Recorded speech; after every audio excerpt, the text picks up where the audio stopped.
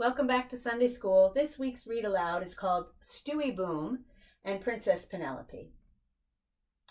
And it's written by Christine Bronstein and illustrated by Karen Young. And it is a book about somebody on the autism spectrum.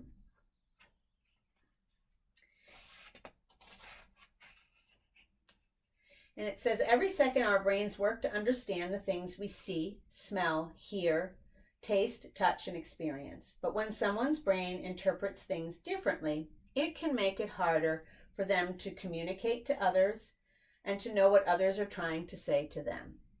It can also make everyday sights and sounds be very intense. But just like everyone else, people with autism spectrum disorder come in all shapes, sizes, and colors. Some have incredible strengths, and some have difficulty with everyday tasks. And this book helps to explore two friends and how they work together to have a play date. My name is Princess Penelope, and I like stuffies, playing make-believe with my friends, and baking. My brothers Stewie and Zoom don't really like those things, but that's okay, because there are plenty of things we all like to do.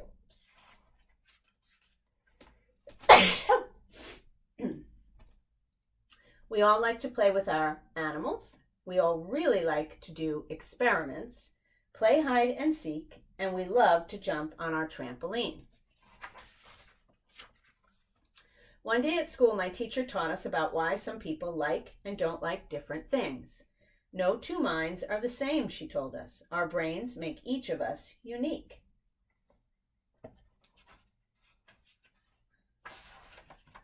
Later that day at school, we looked at things that were one of a kind. We cut snowflakes out of paper, and my teacher showed us how each one was different, even if some looked a little alike.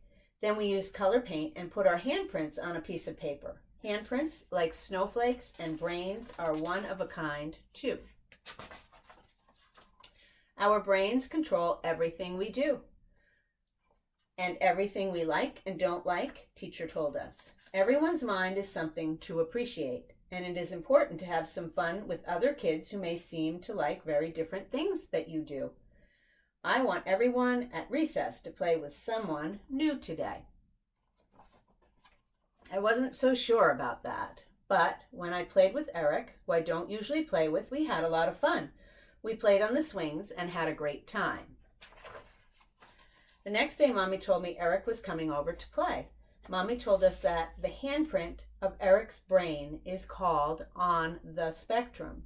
She told us people with these kinds of brains have unique preferences or likes, just like everyone. But the things they like and don't like might be things we aren't used to.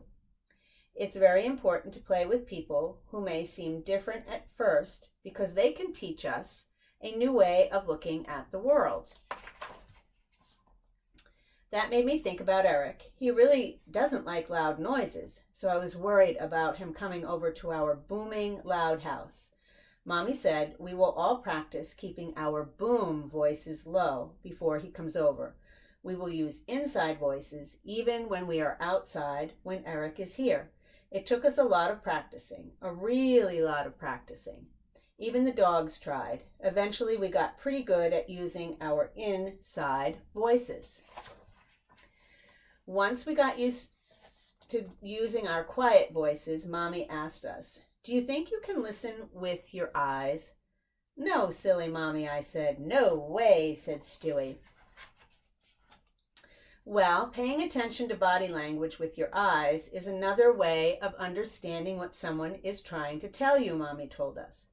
People's expressions on their face and the things people do with their bodies are just as important to listen to. Sometimes people react differently to new things than we might expect.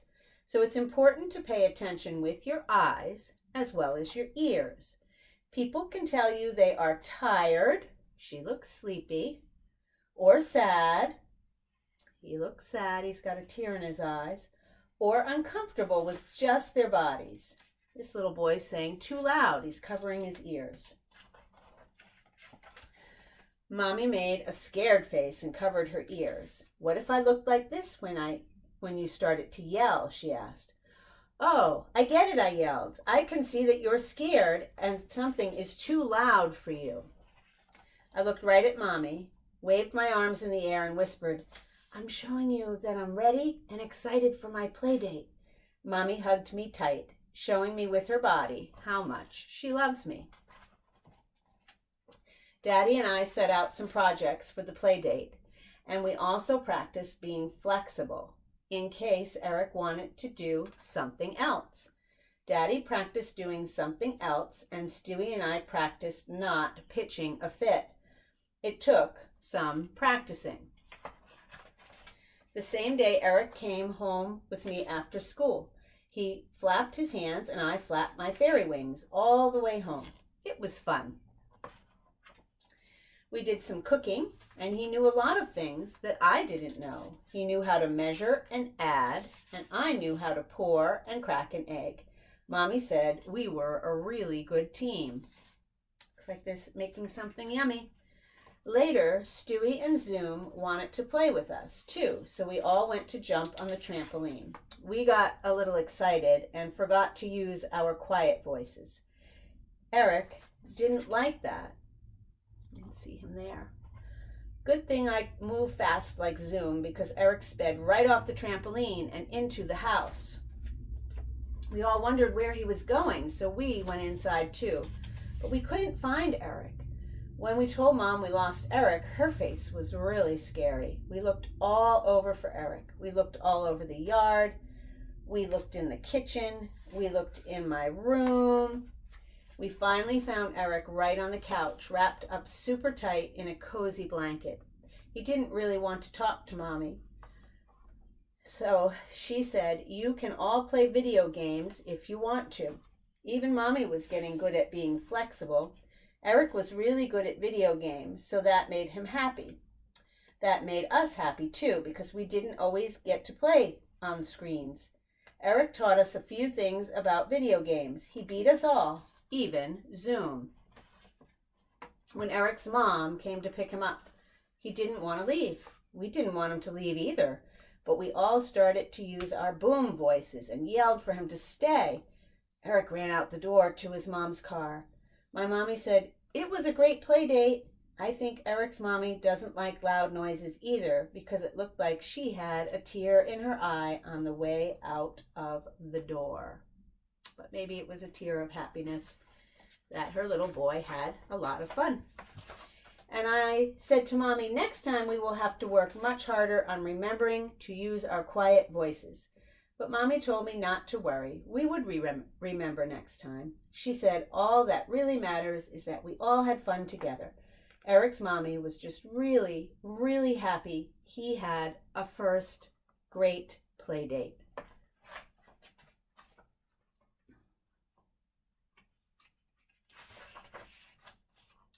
All right. So just a little something to think about at the end of the book about friendship. It says, color in the stars when you've tried each friendship goal. So some things to think about when you play with friends and maybe new friends. One star is, I had a play date with someone new. I played or ate lunch with someone new today at school. Sometimes that's important. I played or ate lunch with someone who was alone at school, probably wanting some company. I asked someone new to join a group or a game.